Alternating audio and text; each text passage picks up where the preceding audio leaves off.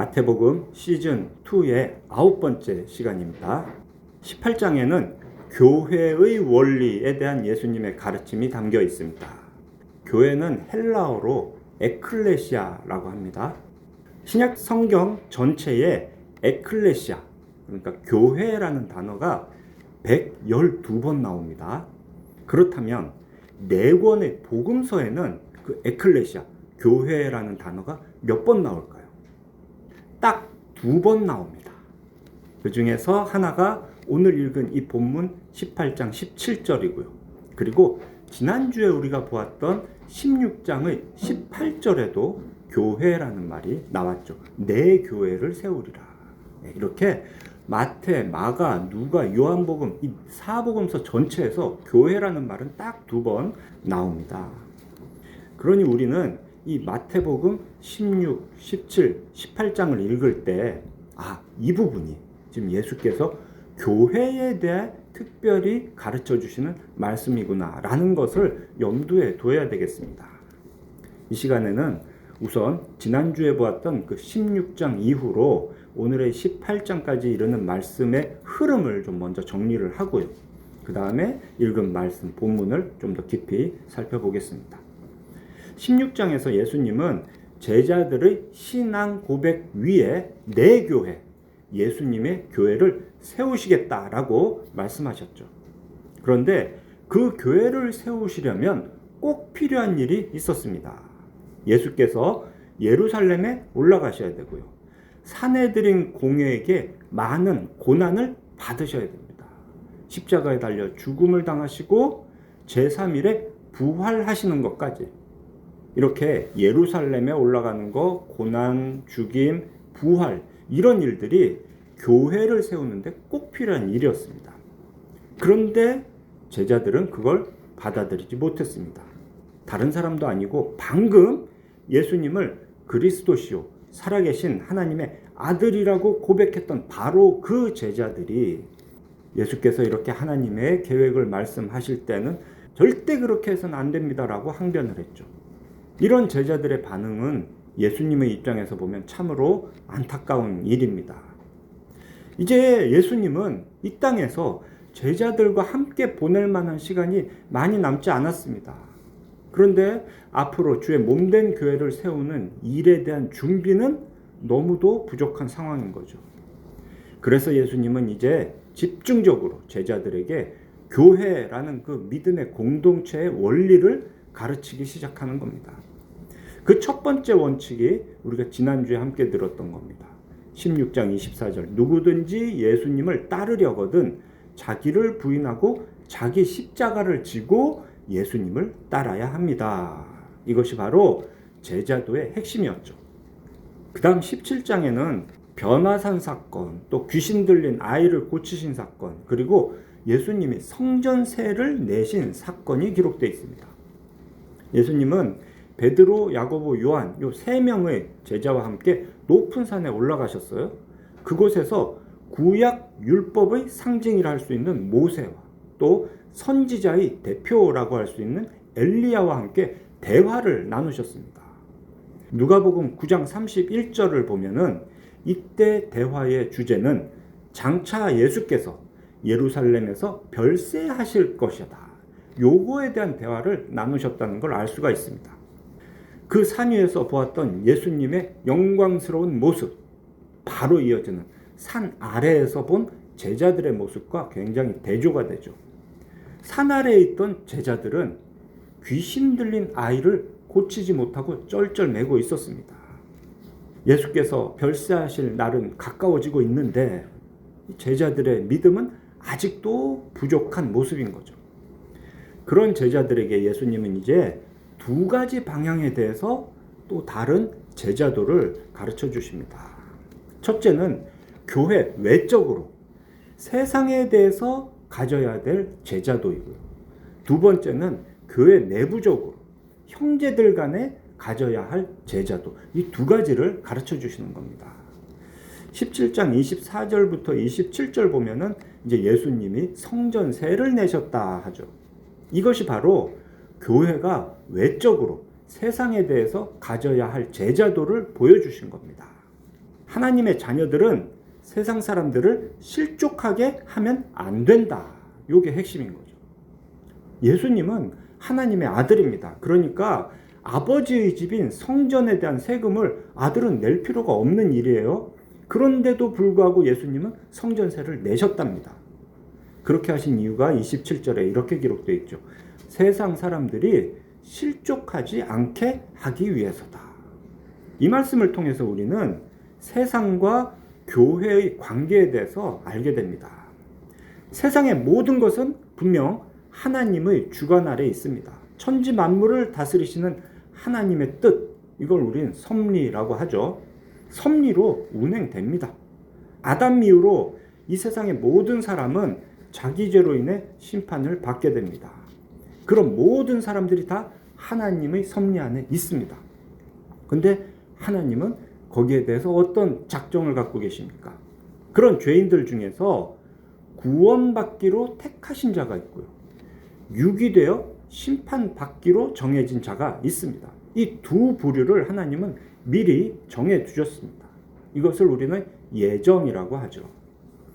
구원받을 자와 심판받을 자가 이미 정해져서 구별된 이 세상에서 하나님은 그럼 이 두 무리를 어떻게 대하시는가? 하나님은 세상 모든 사람들에게 똑같이 비를 내려주시고 햇빛을 비추어 주십니다. 이것을 일반 은총이라고 합니다. 그렇게 다 돌봐주시는 거예요. 모든 죄인들, 세상 사람들을. 그런데 그런 중에서 예수님은 이 세상 안에 하나님께서 택하신 자들의 모임인 교회를 지금 세우시는 겁니다. 그 교회를 세우는 일을 위해서 앞으로 예루살렘에 올라가시고 고난받으시고 죽임당하시고 부활하실 겁니다. 그런 이후에 성령 하나님은 이제 택하신 자들을 그 교회로 부르셔서 예수 그리스도의 복음을 듣게 하실 겁니다. 그때 성부 하나님은 길이요 진리요 생명이신 예수님을 믿는 사람을 다 구원하시고 자녀 삼아 주십니다. 이것을 우리는 특별 은총이라고 말을 합니다. 일반 은총으로 돌보시는 이 세상 속에 특별 은총을 누리는 교회가 존재하는 겁니다.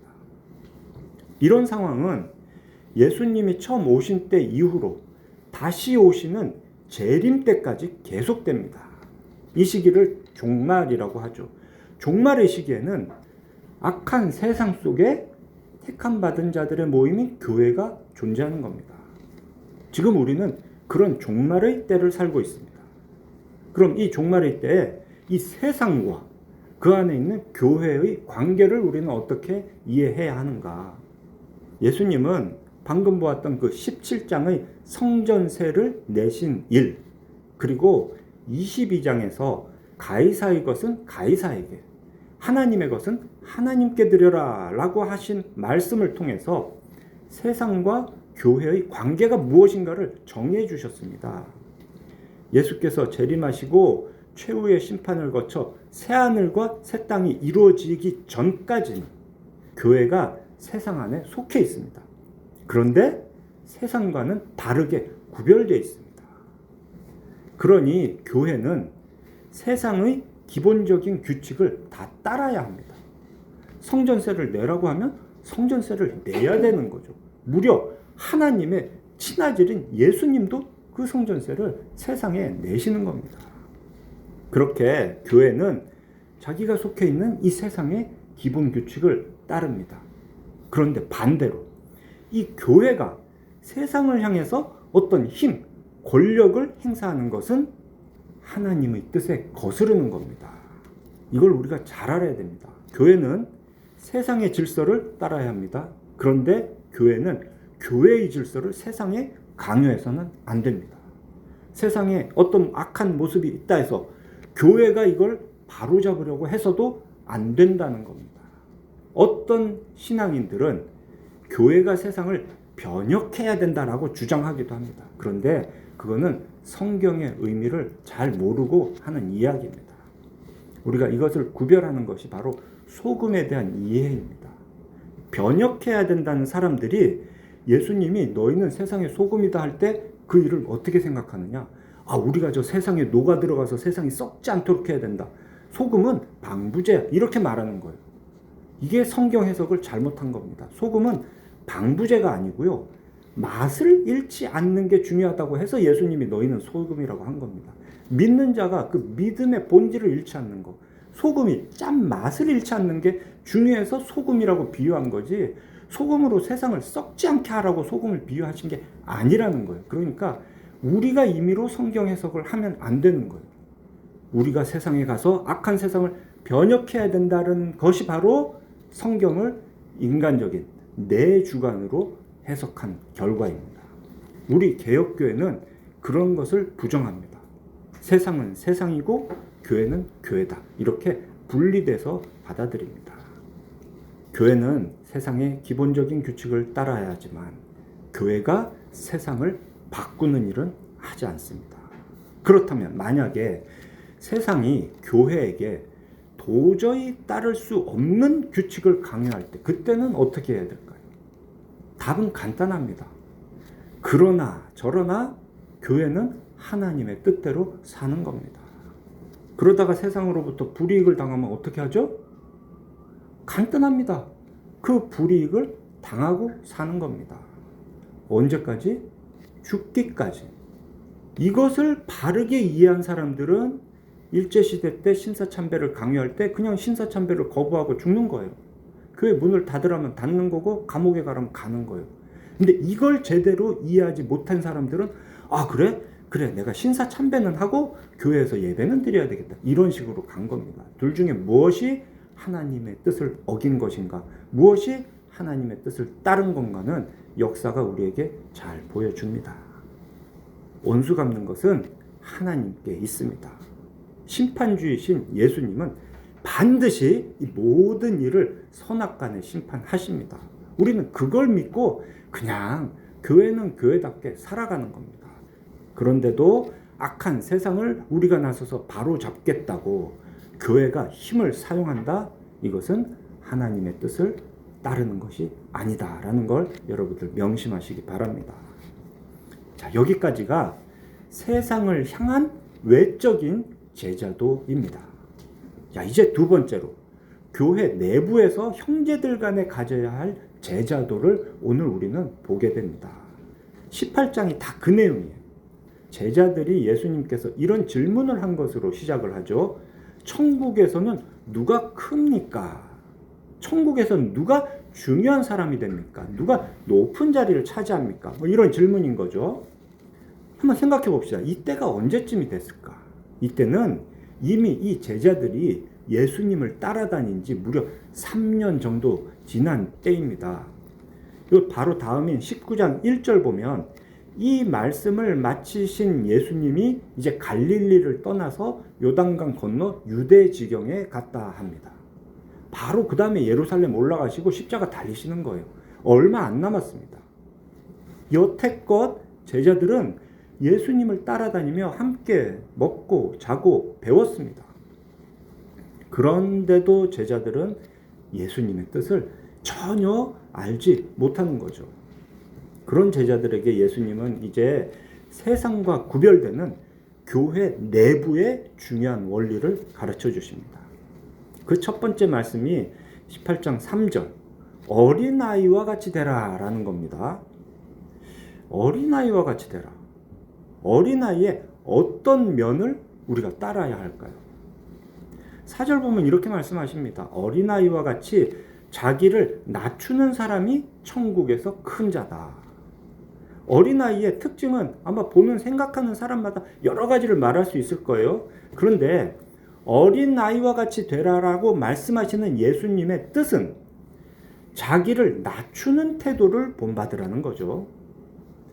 교회로 모인 예수님의 제자는 교회 안에서 서로 간에 자기를 낮춰야 됩니다. 이걸 한마디로 말하면 이제 겸손해야 된다는 거죠. 근데 겸손이라는 덕목은 세상 누구나 다 말하는 겁니다. 그렇다면 지금 예수님께서 천국에 들어가는 조건으로 말씀하시는 이 겸손, 낮아짐의 의미는 무엇일까요? 배가 고파도 밥 먹는 순서를 다른 사람한테 양보하는 이런 겸손을 말하는 걸까요? 아니면 높은 자리를 올라가지 않는, 그런 자리는 사양하는 그런 겸손을 말하는 걸까요? 그것도 아니면 뭐 자기가 대단한 일을 하고도 아유 이거 제가 한 게 아니라 다 하나님이 하셨습니다 라고, 자기는 아무것도 한 게 없어요 라고 말을 하면 이것이 천국에 들어가는 겸손일까요? 이런 겸손은 세상 사람 누구나 다 인정합니다. 그렇다고 이렇게 겸손한다고 해서 다 천국 가는 건 아닙니다.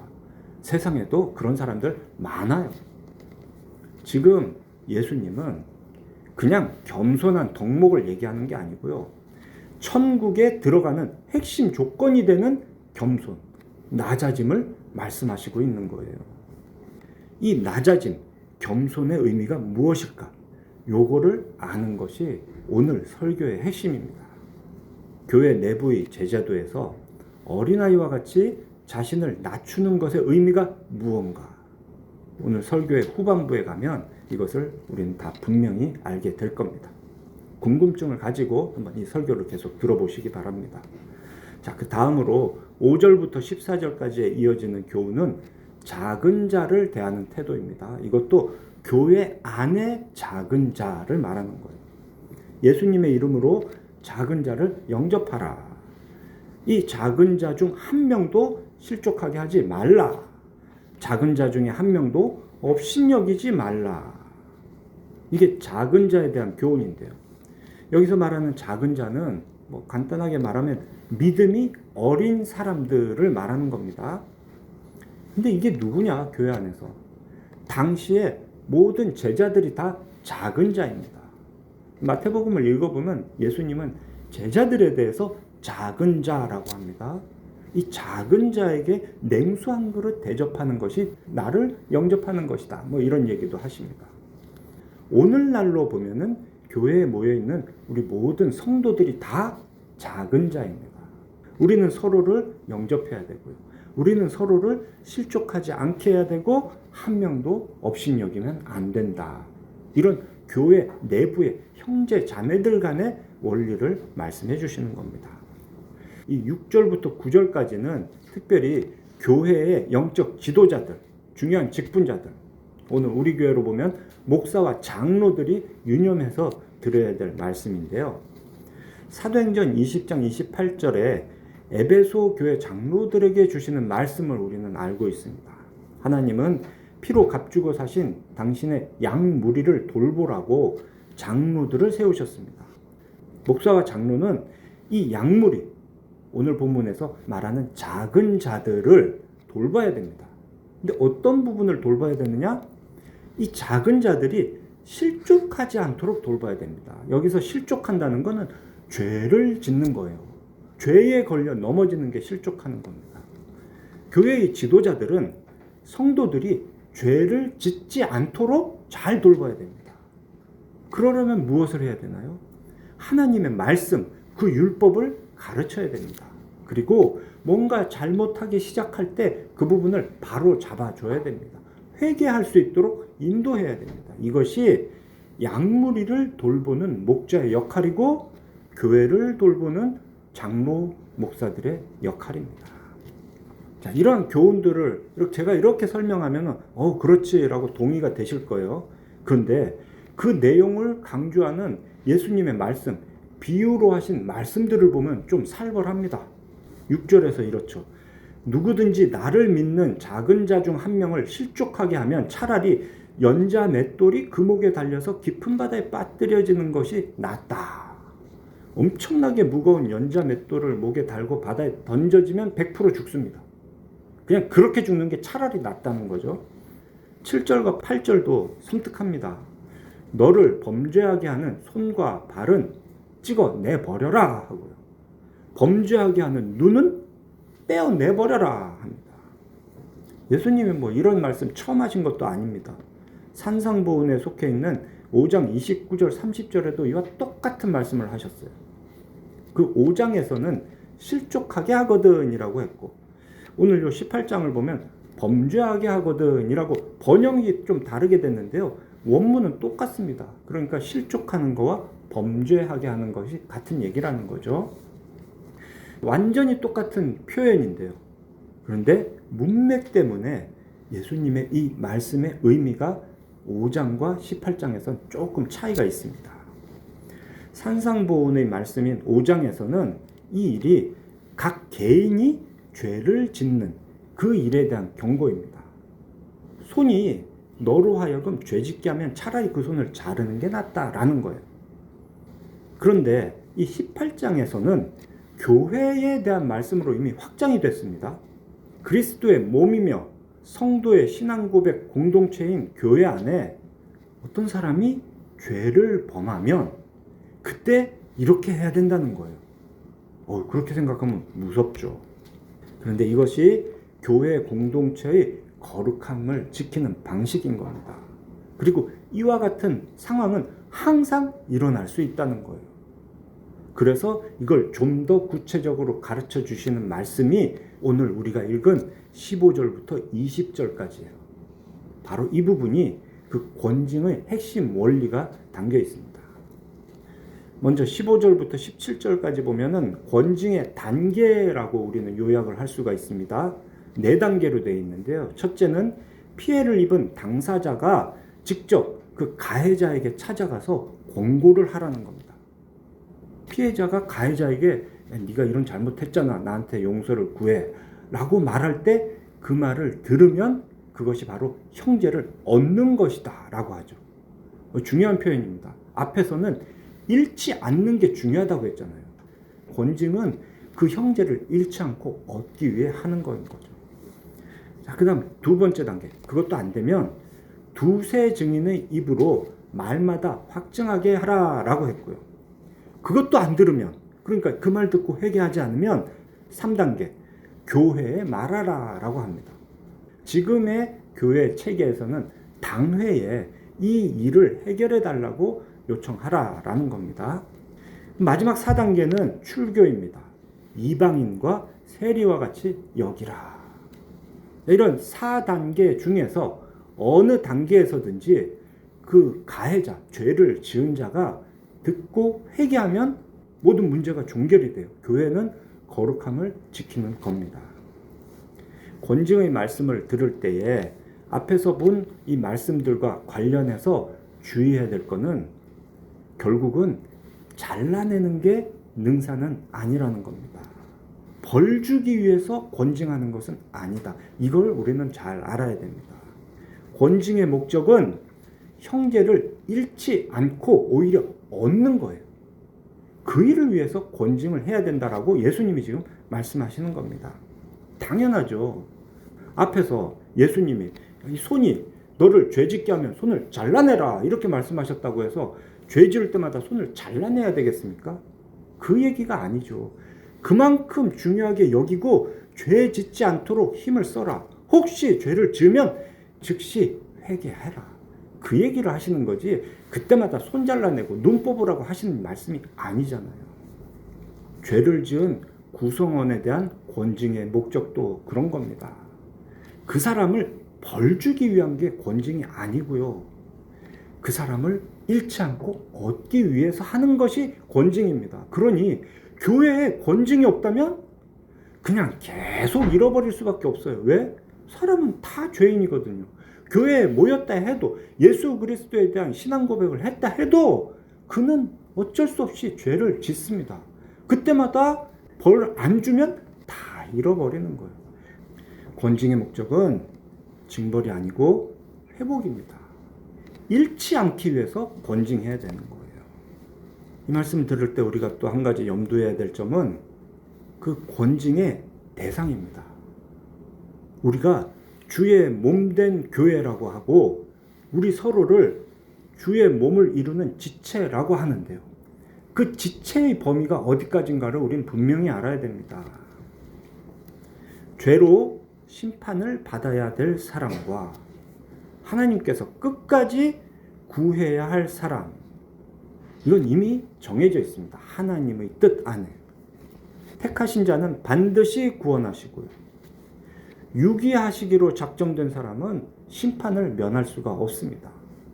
그냥 입으로 주여 주여 한다 해서 하나님의 그 구원의 은혜를 받는 것은 아닙니다. 이중 예정, 이걸 우리는 꼭 염두에 두어야 합니다. 그러니까 어느 선이 있는 거죠. 내가 잘못해서 이 사람이 떠나갔다 이렇게 갈 일도 아니라는 거예요. 내가 좀만 더 잘하면 어떻게든 이 사람을 구원할 수 있는데 이렇게 볼 것도 아니다.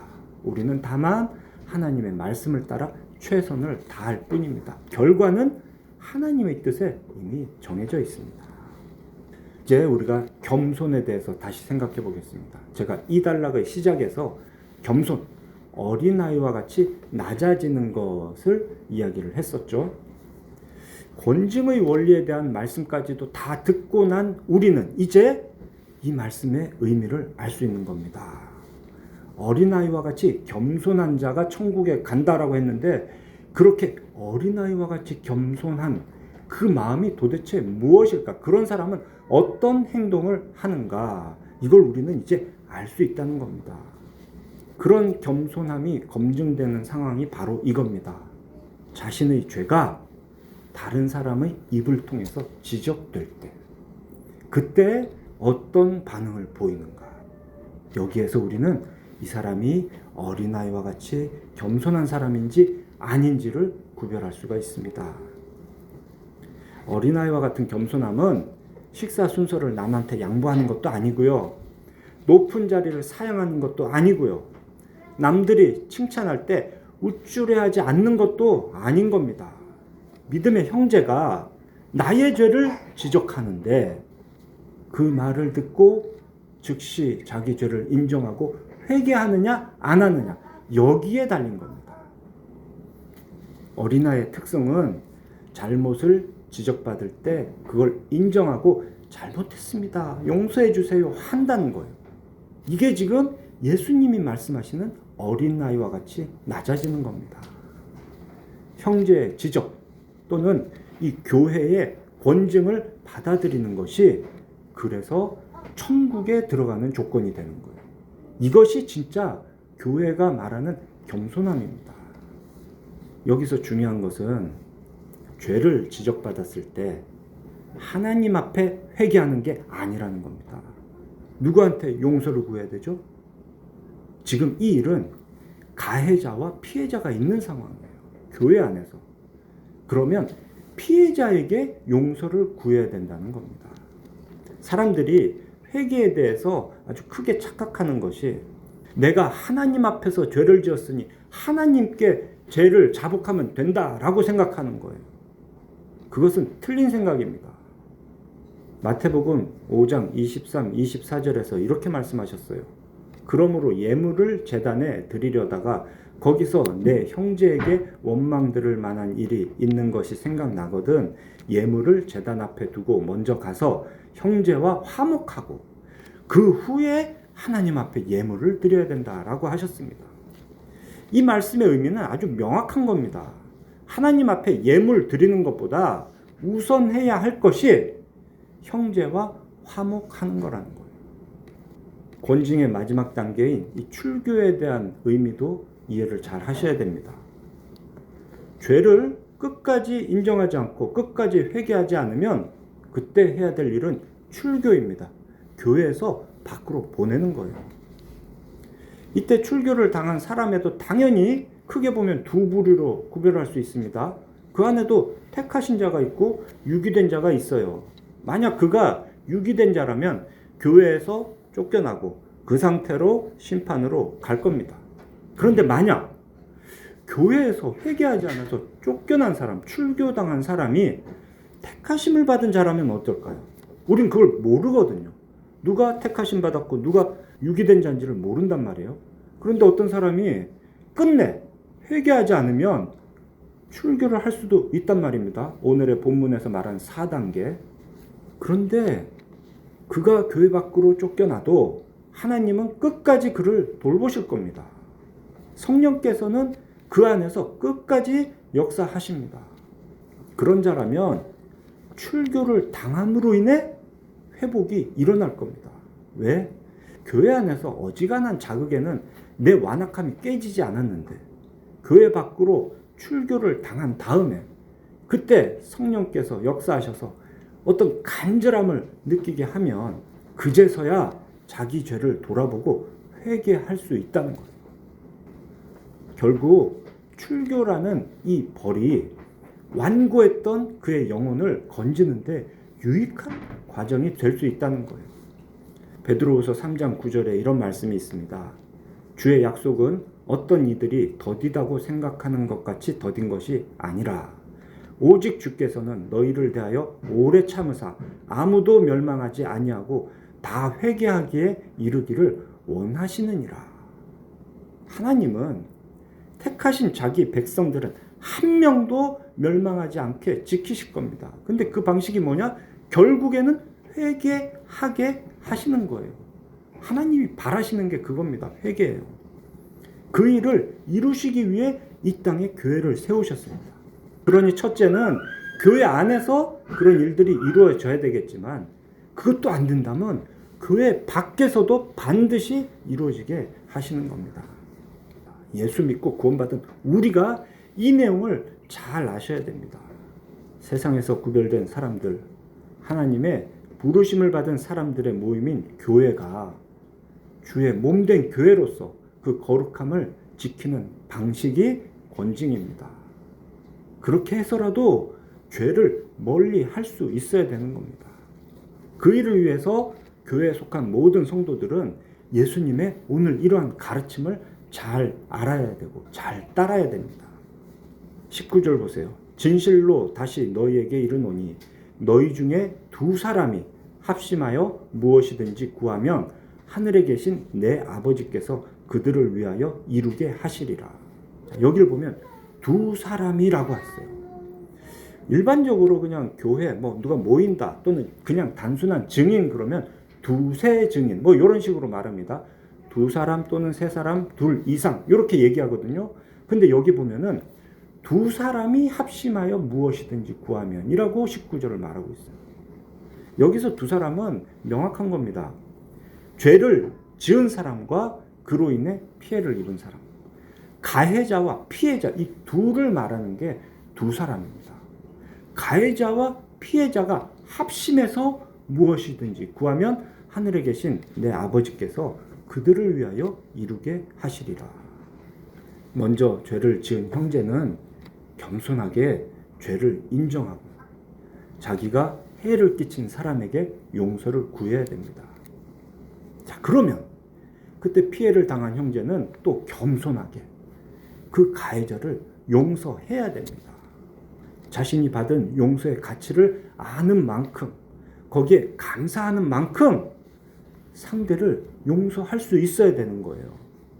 교회로 모인 성도들은 그렇게 형제 자매를 용납하고 환영해야 합니다. 마음으로 뜨겁게 서로 사랑해야 합니다. 자, 그런데 여기도 또 하나 주의할 점이 있어요. 제3자 교회 구성원들이 피해자에게 네가 먼저 용서해라. 하나님께서 용서하라고 하셨잖니. 이런 말을 함부로 해서는 안 되는 겁니다. 그것은 피해자가 할 일이에요. 예수 그리스도 안에서 피해자가 가해자를 용서하는 거지 제3자가 용서를 해라 마라 너 여태 용서 안 하고 뭐 하고 있니 이런 얘기를 해서는 안 되는 겁니다. 그런 피해자를 위해서 교회 공동체가 해야 될 일은 오직 그의 고통을 공감해주고 그들을 위해 기도하는 것입니다. 그래서 이 다음 문단에서는 이제 18장 마지막까지 용서하는 일에 대한 말씀이 이어지는 겁니다. 사랑하는 필그림교회 성도 여러분, 성도가 자기의 죄를 인정하고 회개하는 일은 오직 성령님의 역사를 통해서만 이루어지는 겁니다. 성품이 좋아서 쉽게 회개하고 이런 게 아닙니다. 그런데 끝까지 회개하지 않는 사람은 그럼 도대체 무엇일까요? 그런 사람은 그리스도 밖에 있는 사람인 겁니다. 그런 사람은 그리스도 밖에 있는 사람이기 때문에 하나님도 용서하지 않으시는 겁니다. 내가 회개 안 하니까 용서 못 받는다 이런 게 아니에요. 우리는 다 완악해요. 어지간해가지고는 죄를 인정하지 않고 어지간해가지고는 회개하지 않습니다. 성령께서 역사하실 때 그게 가능하단 말이에요. 그런데 끝까지 회개하지 않는다? 그래서 심판받는 게 아니고요. 그런 사람이라면 그 안에 성령이 안 계신 거니까. 안 계신 사람이라면 유기된 자니까. 그러니까 그는 심판을 받게 된다라고 성경이 말하고 있는 겁니다. 또한 형제를 절대 용서하지 않는 사람도 똑같이 그리스도 밖에 있는 사람이라고 말할 수 있습니다. 이 단락의 마지막인 35절을 한번 보세요. 너희가 각각 마음으로부터 형제를 용서하지 아니하면 나의 하늘 아버지께서도 너희에게 이와 같이 하시리라. 이런 말씀을 들을 때에 아이고야, 나 지금 용서가 안 되는데 그러면 나도 용서받지 못하는가? 이렇게 절망하라고 하신 말씀이 아니에요. 이 말씀이 그렇게 두렵다면 그만큼 더 간절히 기도해야 되는 겁니다. 그래서 주기도문에 그 내용이 들어있는 겁니다. 전적으로 타락한 인간의 본성은 내 잘못을 지적하는 말 절대 듣지 않습니다. 다 그래요. 누구나. 그런데 구원받은 성도라면, 삼위 하나님의 특별한 은혜를 입은 성도라면 내 죄를 지적하는 다른 사람의 말을 듣고 회개해야 되는 겁니다. 우리의 본성으로는 안 되는 일이지만 우리 안에 계신 성령께서 이 돌같이 굳은 마음을 살같이 부드럽게 변화시켜 주십니다. 그래서 그 일이 가능한 거예요. 이것이 결국 자기를 부인하고 자기 십자가를 지고 예수님을 따르라 했던 그 첫 번째 원칙, 제자도의 핵심을 이 믿음의 공동체, 교회 안에서 적용하는 길인 겁니다. 주의 몸된 교회 안에서 함께 주님의 말씀을 듣고 서로 사랑의 교제를 쌓아감으로써 함께 성화의 과정을 걸어가는 우리 모두가 되시기를 삼위일체 하나님의 이름으로 축원합니다. 아멘.